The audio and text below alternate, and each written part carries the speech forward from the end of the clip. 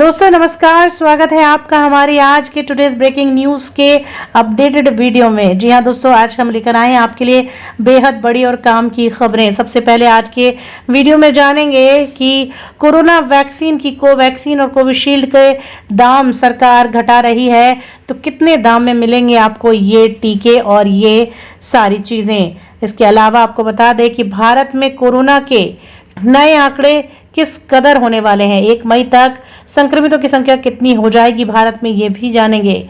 और वहीं जानेंगे कि लॉकडाउन में किस राज्य और किस शहर में वीकेंड लॉकडाउन का ऐलान बढ़ा दिया गया है, कब तक रहेगा भारत का ये लॉकडाउन बंद और क्या है भारत में कोरोना के आसार, जानेंगे सारी चीज़ें डिटेल में। लेकिन उससे पहले अगर आपने हमारे चैनल को अभी तक सब्सक्राइब नहीं किया है तो कर लें, वीडियो को दिल से लाइक करते हुए कमेंट जरूर दीजिए कमेंट बॉक्स में। तो चलिए बिना किसी देरी के शुरू करते हैं आज का टुडेज ब्रेकिंग न्यूज़ का ये लेटेस्ट वीडियो। कोरोना कर्फ्यू वाले दिनों में नहीं चलेगी नोएडा मेट्रो, यात्रियों की आवाजाही रोकने के लिए उठाया गया कदम। कोरोना वायरस संक्रमण की दूसरी लहर में गंभीर स्थिति के बीच नोएडा मेट्रो रेल कॉरपोरेशन ने बड़ा निर्णय लिया है। आपको बता दें कि ये जो निर्णय है वो है ये कि कोरोना कर्फ्यू वाले दिनों में नोएडा की रेल जो है, मेट्रो रेल है, उसने अपनी सेवाएं बंद रखी है। उन्होंने ये निर्णय लिया है कि कर्फ्यू वाले दिनों में यात्रियों की आवाजाही रोकने के लिए ट्रेनें नहीं चलाई जाएंगी। और एनएमआरसी एमडी रितु माहेश्वरी ने बताया कि कर्फ्यू के दिनों में यात्रियों की आवाजाही को रोकने के लिए कर्फ्यू के दिनों यानी शनिवार और रविवार को कोई मेट्रो सेवा नहीं चलाई जाएगी। इन दिनों मेट्रो सेवा उपलब्ध नहीं होंगी। राज्य में वीकेंड कर्फ्यू लागू है। इसी को देखते हुए मेट्रो ने भी अपनी मेट्रो सेवा देने से मना कर दिया है। दिल्ली में पुलिसकर्मियों की हालत काफ़ी सुधार है, उन्हें उचित इलाज मिलने से वो जल्दी स्वस्थ हो रहे हैं। ऐसे में आपको बता दें कि मेट्रो सेवा को भी बंद रखा जाएगा, क्योंकि पिछले साल कोविड की वजह से 2 पुलिसकर्मियों की मौत हो गई थी। क्या कहेंगे आप, अपनी राय ज़रूर दें। जून महीने तक गरीबों को मिलेगा मुफ्त राशन, प्रति व्यक्ति मिलेगा अतिरिक्त 5 किलो अनाज। देश में लगातार कोरोना के बढ़ते हुए पैर पसारते हुए चीज़ों को देखते हुए, देश भर से कोरोना के मरीजों का इजाफा देखते हुए, इस महामारी को बढ़ते देखते हुए केंद्र सरकार ने अब गरीब परिवारों के लिए प्रधानमंत्री गरीब कल्याण अन्न योजना का ऐलान किया है। इसके तहत राशन कार्ड धारकों को प्रति व्यक्ति 5 किलो अतिरिक्त अनाज दिया जाएगा। यह अनाज मई और जून के महीने में दिया जाएगा। बता दें, इस योजना के अंतर्गत 80 करोड़ लोगों को लाभ मिलेगा। इस अन्न योजना पर 26,000 करोड़ का खर्च आएगा। यह अनाज राशन कार्ड पर मिलने वाले अनाज के अतिरिक्त दिया जाएगा।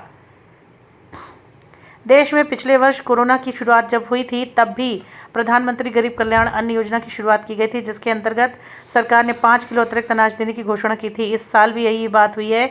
अब 80 करोड़ राशन कार्ड धारकों को अप्रैल मई जून में 5 किलो प्रति व्यक्ति अनाज एक्स्ट्रा दिया जाएगा। देश भर में गरीब जनता अनाज के लिए परेशान हो रही है, घर से बाहर निकलने के लिए सोचती है। ये कदम काफ़ी खराब हो सकता है। ऐसे में सरकार का ये कदम काफ़ी कारगर साबित होगा। आम जनता को इससे मिलेगी राहत। पंजाब में वीकेंड लॉकडाउन का ऐलान, 2 घंटे बढ़ाया गया रात का कर्फ्यू। पंजाब सरकार ने सोमवार को वीकेंड लॉकडाउन बढ़ाने का आदेश दिया है। कोरोना वायरस मामले की वृद्धि से निपटने के लिए रात में कर्फ्यू की अवधि को 2 घंटे के लिए बढ़ा दिया गया है और ये खबर पंजाब से सामने आ रही है। इस आदेश को बढ़ा दिया गया है। साथ ही दुकानों को शाम 5 बजे बंद करने का ऐलान किया है। पंजाब के मुख्यमंत्री अमरिंदर सिंह ने ट्वीट करके बताया कि पंजाब में कोविड-19 मामलों में निरंतर तेज़ बढ़ोतरी होने के कारण मंत्रिमंडल ने प्रतिदिन शाम 6 बजे से सुबह 5 बजे तक लॉकडाउन लगाने और शुक्रवार शाम 6 से सोमवार सुबह 5 बजे तक वीकेंड लागू करने का अहम फैसला ले लिया है। तो क्या कहेंगे इस बारे में, आपकी क्या राय है। उन्होंने ट्वीट में आगे ये भी लिखा कि आप सभी से आग्रह है कि घर पर रहे, जब तक बहुत आवश्यक ना हो तब तक बाहर ना निकले। आपके पूर्ण सहयोग की अपेक्षा है। पंजाब कांग्रेस प्रमुख सुनील जाखड़ ने सोमवार को यहां कैबिनेट बैठक करने के बाद मीडिया कर्मियों को संबोधित करते हुए बताया कि दुकानें सोमवार से शुक्रवार शाम 5 बजे तक ही खुली रहेंगी। उसके बाद रात का कर्फ्यू शाम 6 से सुबह 5 बजे तक लागू रहेगा। पाबंदी प्रतिदिन रात 8 बजे से सुबह 5 बजे तक रहेगी, जो कि कर्फ्यू की रहेगी। तो आप क्या कहेंगे इस बारे में, अपनी राय ज़रूर दें। पति को बचाने के लिए पत्नी ने ऑटो में ही मुंह से दी ऑक्सीजन, लेकिन पूरे देश में कोरोना की दूसरी लहर का प्रकोप जारी है। लगातार 5 दिनों से देश में 3 लाख से ज़्यादा नए केस सामने आ रहे हैं। लाखों की तादाद में बढ़ते हुए केस को देखकर लोग हैरान हैं, परेशान हैं। हज़ारों मरीज बिना ऑक्सीजन के दम तोड़ रहे हैं। इलाज नहीं हो रहा है, बेड्स नहीं मिल रहे हैं, हॉस्पिटल के नज़ारे बहुत अलग हैं। ऐसे में आगरा की एक पत्नी अपने पति को ऑक्सीजन के लिए दर दर लेकर भटकती रही, लेकिन उसे ऑक्सीजन नहीं मिली। फाइनली उस पत्नी को अपने पति की जान बचाने के लिए ऐसा कारनामा करना पड़ा जिसे देखकर आप हैरान रह जाएंगे। जी हाँ, इस पत्नी ने अपने पति को बचाने के लिए लाख कोशिशों के बाद जब ऑक्सीजन नहीं मिली तो पति को बचाने के लिए उसने ऑक्सीजन देने की कोशिश की। ऑटो में बैठे पति को अपनी ही मुंह से सांस देती रही, लेकिन उसके बावजूद भी पति ने गोद में दम तोड़ दिया तड़प तड़प कर। जिसने भी ये वाकया देखा उसकी आंखें छलक उठी। आगरा के विकास कॉलोनी की रेणु सिंघल के पति रवि सिंघल की सांस में तकलीफ के कारण मौत हुई। हालांकि उनकी पत्नी ने काफ़ी कोशिशें की अपने पति को बचाने के लिए। वो माउथ टू माउथ ऑक्सीजन देने की कोशिश करती रहीं, लेकिन वो विफल रहीं। कुछ ही देर बाद पति ने प्राण त्याग दिए। क्या कहेंगे आप इस खबर को सुनकर, जानकर कमेंट जरूर। राजस्थान में कोरोना के सारे रिकॉर्ड ध्वस्त। 24 घंटे के अंदर 16,438 नए संक्रमित मिले। 84 की मौत। हर तीसरा सैंपल मिल रहा है पॉजिटिव। राजस्थान में कोरोना का संक्रमण दिनों दिन बढ़ रहा है। राज्य में बीते 24 घंटे में 16,438 संक्रमित मिले हैं। एक्टिव केस की संख्या 1.5 लाख के ऊपर चली गई है। राज्य में आज जो केस और रिपोर्ट आए हैं वो भी डराने वाले हैं। पॉजिटिविटी दर 37.11% आई है, जो अब तक का सबसे सर्वाधिक रिकॉर्ड है। इसी माह 19 अप्रैल को पॉजिटिविटी रेट 29.78 था। राज्य में कुल 44,295 सैंपल की जांच की गई, जिसमें हर तीसरा नमूना पॉजिटिव है। बात यह है कि आज जितने भी सैंपल की जांच की गई उसके मुकाबले में 35,000 कम है। वहीं रिकवरी रेट देखें तो 71.68% पर पहुंच गया है। राहत की बात यह है कि पूरे राज्य में रिकवर मरीजों की संख्या 6416 है। जयपुर में सबसे ज़्यादा 2,878 केस मिले हैं। जोधपुर में 15 लोगों की मौत हो चुकी है। वहीं वायुसेना के विमान से टैंकर भेजा गया है जो कि ऑक्सीजन का है। एयरपोर्ट के अधिकारी की मौत से भी खलबली मची हुई है। सरकार ने लोगों से कहा कि अब वक्त आ गया है कि जब भी हम घर के अंदर रहें तो मास्क पहनें और किसी मेहमान को ना बुलाएं। दोस्तों, बढ़ते कोरोना संक्रमण पर सरकार भी बेबस नजर आ रही है। सोमवार को नीति आयोग ने कहा कि अब वक्त आ गया है कि जब हम घर के अंदर परिवार के साथ रहें तो मास्क पहनें। इसके साथ ही इस बात का ध्यान रखें कि अपने घर पर मेहमानों को ना बुलाएं।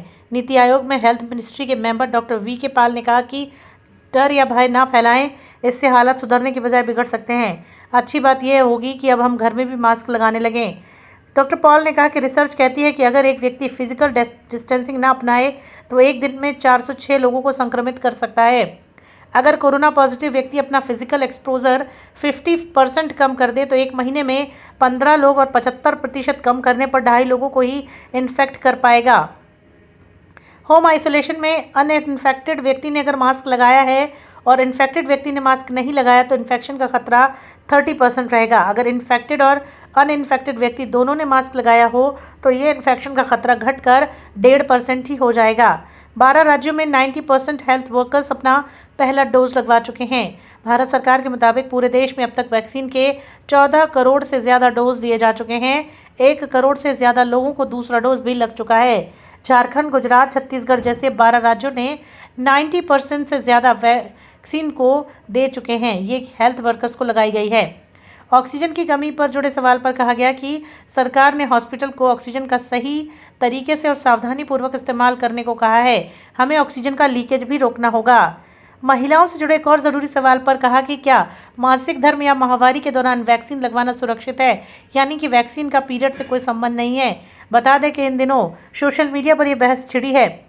यह अफवाह भी फैलाई जा रही है कि पीरियड्स के दौरान महिलाओं को वैक्सीन लगवाना नुकसानदायक है। सरकार ने बताया कि महाराष्ट्र, उत्तर प्रदेश, कर्नाटक, केरल, राजस्थान, छत्तीसगढ़, गुजरात, तमिलनाडु में 1 लाख से ज़्यादा एक्टिव केस हैं। संक्रमित व्यक्तियों को मास्क जरूर पहनना चाहिए और अपने परिवार के अंदर भी पहनना ज़रूरी है। कोरोना पॉजिटिव अगर घर में है तो उसे अलग से आइसोलेट करें, लेकिन डरे ना और डराए ना।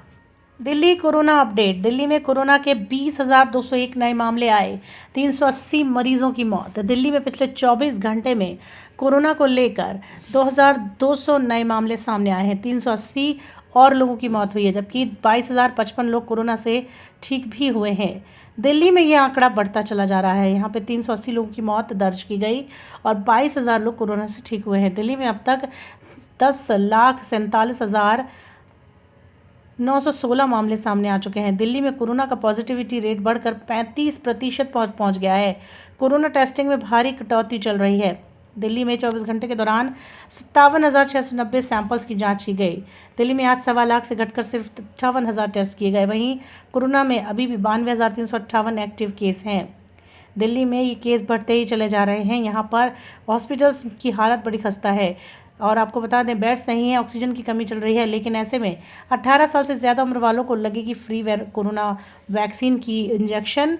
ये अरविंद केजरीवाल ने ऐलान कर दिया सोमवार को। 1 मई से 18 साल से ऊपर वालों को ये वैक्सीन दी जाएगी। क्या कहेंगे आप? अपनी राय ज़रूर दें।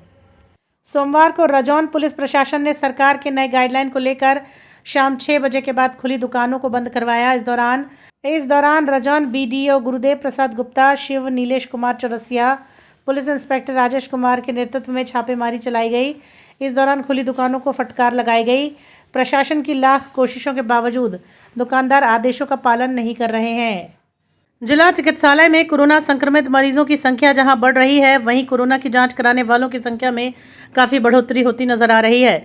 जिला प्रशासन द्वारा बताया जा रहा है कि जहां प्रतिदिन कोरोना के 50 से 100 मरीज आ रहे थे, अब 200 से 300 और 500 आ रहे हैं। संक्रमित मरीजों की संख्या में 2 दर्जन से अधिक बढ़ावा हुआ है। लोगों को पुलिस प्रशासन द्वारा मास्क लेने के लिए लंबे समय से जागरूक करने का काम किया जा रहा है। शारीरिक दूरी के लिए भी पोस्टर लगाए जा रहे हैं, मगर लोग सुधरने का नाम नहीं ले रहे। 1 मई तक भारत में संक्रमितों की संख्या होगी 2 करोड़। हर दिन आएंगे 5 लाख नए केस। 10 मिलियन वैक्सीन डोज की होगी रोज़ ज़रूरत। दोस्तों, ये एक नया आंकड़ा सामने आया है कि 1 मई तक भारत में संक्रमितों की संख्या 2 करोड़ हो जाएगी। प्रतिदिन 5 लाख नए केस आएंगे और 10 मिलियन की डोज की ज़रूरत होने वाली है। यानी कि भारत में एक रिपोर्ट के मुताबिक कोरोना की रफ्तार जो है वो दिन प्रतिदिन बढ़ती चली जाएगी। ये आंकड़े जो हैं वो काफ़ी चौंकाने वाले हैं। आपको बता देंगे इन आंकड़ों को देखते हुए स्वास्थ्य व्यवस्था चरमराने के ऊपर है। यहाँ पर अभी ही बेड नहीं है। ऐसी स्थिति में आगे क्या होगा ये देखने वाली बात है। तीसरी लहर को रोकने के लिए टीकाकरण बहुत ज़रूरी है, ये एक्सपर्ट्स का कहना है। अगर ये टीकाकरण समय पर नहीं होता है तो ये जो रोग है वो बढ़ता ही चला जाएगा और भारत के लोग कुछ नहीं कर पाएंगे। तो दोस्तों, आपका क्या कहना है कि टीकाकरण होना सही है या नहीं? कमेंट करके ज़रूर बताएं। घटेगा कोवैक्सीन और कोविशील्ड का दाम। सरकार ने SLL और भारत बायोटेक से बात कर ली है। केंद्र सरकार ने सोमवार को सीरम इंस्टीट्यूट और भारत बायोटेक से कहा कि वो अपने कोरोना टीकों की कीमतों को थोड़ा कम करें। केंद्र सरकार ने कहा कि अपनी कीमतों के दाम कम करें। सरकार ने दोनों ही कंपनियों से टीकों के दाम कम करने के लिए कहा, ऐसे समय में जब बड़े संकट और मुनाफिखोर का आरोप लग रहा है। कैबिनेट सचिव राजीव गौबा की अध्यक्षता में हुई बैठक टीके मूल्य निर्धारण के मुद्दे पर चर्चा। अब उम्मीद है कि दोनों कंपनियां अपने टीकों के मूल्य के साथ संशोधन करके दोबारा इस वैक्सीन को मार्केट में लाएंगी। हैदराबाद स्थित भारत बायोटेक ने अपने कोविड-19 टीके कोवैक्सीन की कीमत राज्य सरकार के लिए 600 रुपये प्रति खुराक और निजी के लिए 1200 रुपये प्रति खुराक निर्धारित की है। पुणे स्थित सीरम इंस्टीट्यूट ऑफ इंडिया ने अपने कोविड-19 टीके कोविशील्ड के लिए राज्यों के लिए जो कीमत रखी है वो 400 रुपये प्रति खुराक है। निजी अस्पतालों को 600 रुपये प्रति खुराक मिलेगा, लेकिन दोनों टीके 150 रुपये प्रति खुराक की दर से केंद्र सरकार को उपलब्ध हैं। कई राज्यों ने टीकों की अलग अलग कीमतों पर आपत्ति जताई है। दिल्ली के मुख्यमंत्री केजरीवाल ने कहा कि यह समय मुनाफेखोरी का नहीं है। भारत ने अपने कोविड-19 टीकाकरण अभियान के विस्तार की घोषणा की है ताकि 1 मई से 18 वर्ष से अधिक आयु के लोगों को ये टीका दिया जा सके। तो दोस्तों, आपके हिसाब से टीकों का रेट कम करना चाहिए या नहीं? कमेंट करके जरूर बताएं। कोरोना महामारी की मुश्किल घड़ी में अमेरिका ने मोदी सरकार को निराश किया। सबसे बड़ी खबर दोस्तों, भारत इन दिनों कोरोना महामारी के सबसे भयानक और भयंकर दौर से गुजर रहा है। रोजाना सामने आने वाले रिकॉर्ड तोड़ मामले सामने आ रहे हैं। बड़ी संख्या में मौतें हो रही हैं। अस्पताल में ऑक्सीजन का क्राइसिस है। इस संकट का दुनिया भर पर एक बहुत बुरा असर पड़ रहा है। दुनिया भर की नजर भारत पर है। कुछ देश भारत की मदद के लिए आगे आ रहे हैं। सिंगापुर हो, भारत को मेडिकल ऑक्सीजन भेजना हो, सऊदी अरब हो या फिर संयुक्त अरब अमीरात जैसे देशों का मदद के लिए आगे आना है, सभी मदद कर रहे हैं। हालांकि इन सभी के बीच अमेरिका ने भारत को लेकर जो रुख अपनाया है वो बहुत ही आश्चर्यजनक है। पहले तो अमेरिका ने वैक्सीन और दवाओं के कच्चे माल की आयात पर लगी रोक हटाने से इनकार कर दिया व्हाइट हाउस के प्रवक्ता ने कहा कि अमेरिका फर्स्ट यानी अमेरिका अपने पहले नागरिकों की जरूरतें पहले पूरी करेगा, यानी कि अमेरिका की तरफ से अंतर्राष्ट्रीय रूप से मदद भारत के लिए मना कर दी गई है। भारतीय विदेश मंत्री एस जयशंकर ने अंतर्राष्ट्रीय मदद की अपील की तो अमेरिकी विदेश मंत्री एंटनी ब्लिंकन ने ट्वीट करके कहा कि अमेरिका भारत को अतिरिक्त मदद जरूर भेजेगा। हालांकि यह स्पष्ट नहीं किया कि अमेरिका भारत को किस तरह की और कब मुहैया कराएगा ये मदद।